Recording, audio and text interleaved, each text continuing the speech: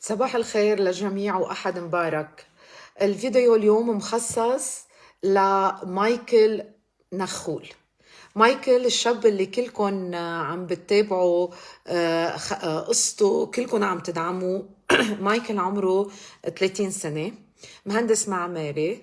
ب 22 أيار 2022 تشخص إنه معه سرطان بالغدة اللمفاوية.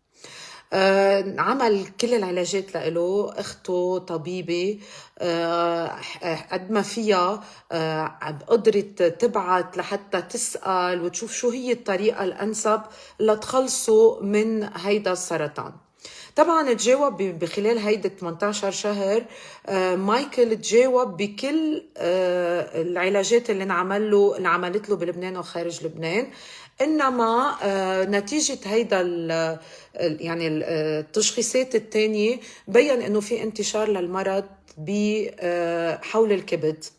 وحكيمه دكتور علي بزرباشي طلب انه ما بقى في حل، وهيدا الحل رح يكون كتير مضمون، وهو الكارتيسيلز. هو علاج تكنيك بتنعمل باكثر من دولة بالعالم، ولكن اذا بدنا نحدد الارخص او الاقل علاجا كلفة رح تكون بتركيا.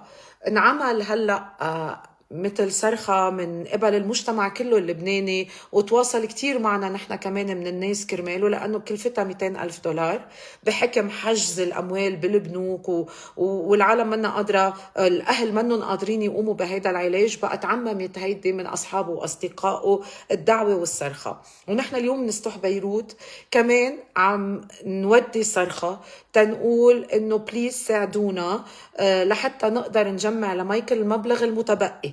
مايكل بكرة مسافر على تركيا مع قسم من المبلغ، يعني مع قسم من المبلغ اللي تجمع. ما بقى في كتير ليتجمع، بعد في تقريبا ما يعادل 60 ألف دولار. صار من الأصحاب وأصحاب الأيدي البيضاء مجمع 160 ألف. نحن انت بتقوم سطوح بيروت نهار الثلاثاء ابتداء من الساعة 10 بالمكاتب، متضامنين كلنا سوا حتى نكفي المبلغ. كونوا كتار، لأي سؤال لأي استفسار فيكم تراسلونا على الصفحة، وإن الله راد بيروحوا بيرجع لنا بالسلامة. هو المسبحته بإيده، ولا مرة تزمر، وكل مرة ما قال ولا مرة ليش أنا مش حدا غيري، إنما عم بيقول أنا عندي صليب بدي أحمله، وإن الله راد بقطعه من خلال كل الناس اللي ممكن تدعمني. ناطرينكن.